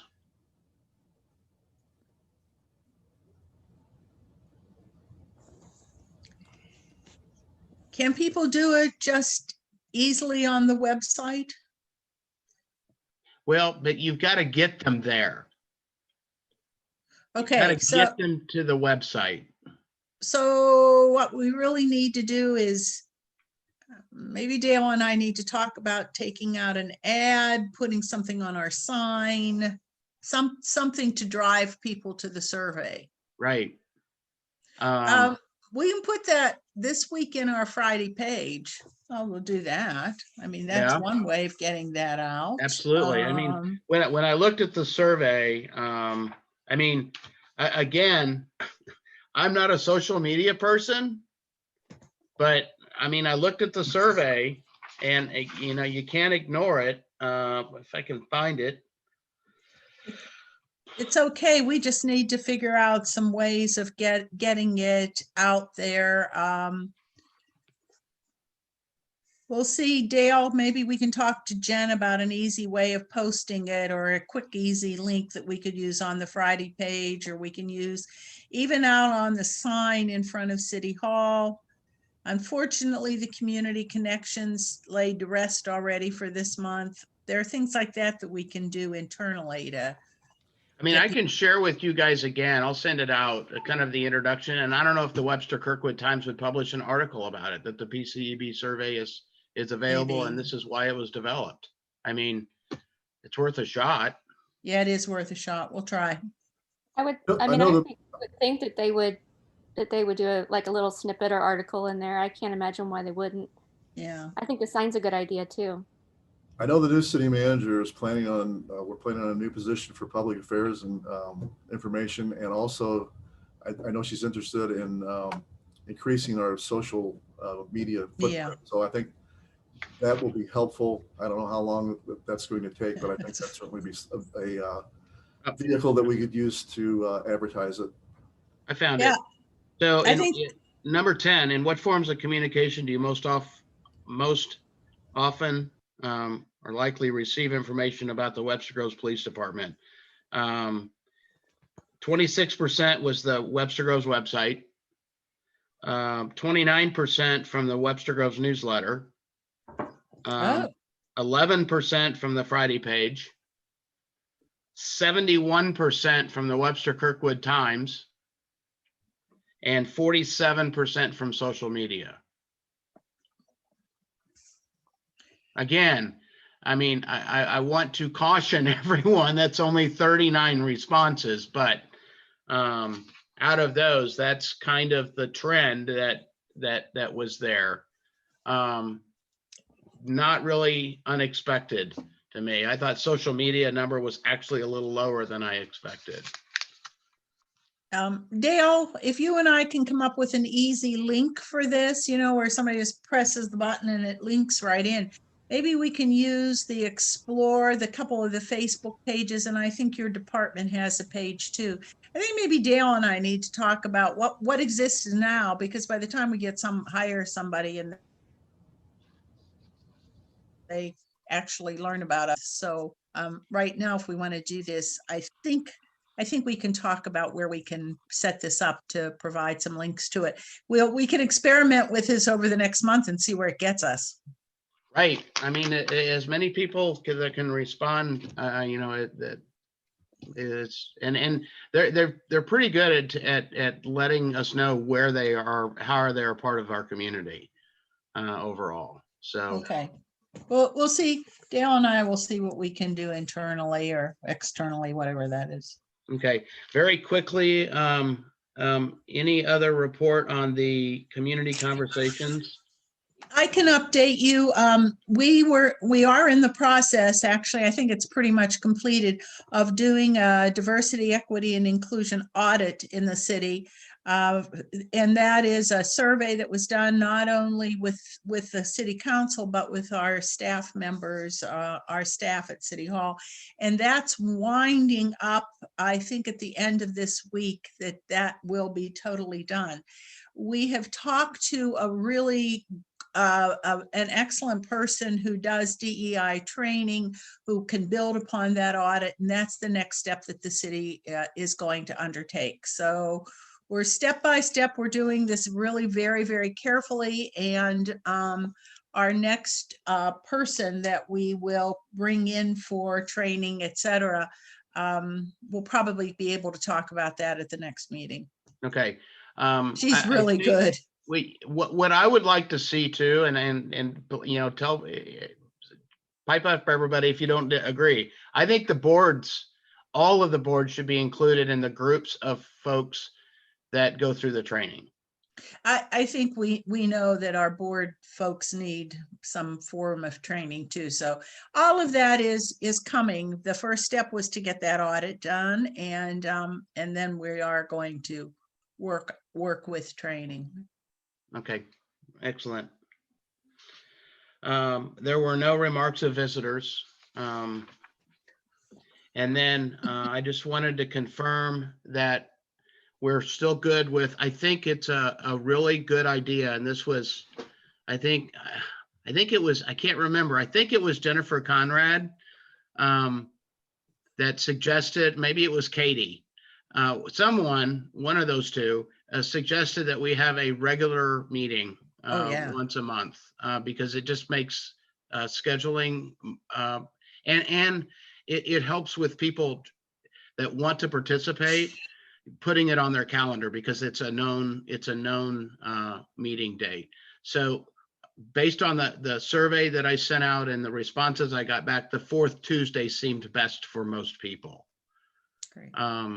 And so that's what we're going to run with. And I sent everyone an email with the next 6 meeting dates on it so that everyone can get that on their calendar. I want to thank everyone for your participation. I will again send out an email to Scott, Katie, John, and Eric on getting together to discuss our future board leadership. Do I have any other comments at this point? Do I have a motion to adjourn? Please, somebody. Motion to adjourn. Jean moved. Do I have a second? Second. Scott seconded, and therefore the meeting is adjourned. No, you have to take a vote. No, you don't. With Robert's rules, you do not. All you need is a first and second to On the adjournment, huh? Okay. Yep. You can stay on as long as you want. We're all going to say goodnight. Thanks, everyone. Good night. Thank you. Thank you all. Good night. Good meeting.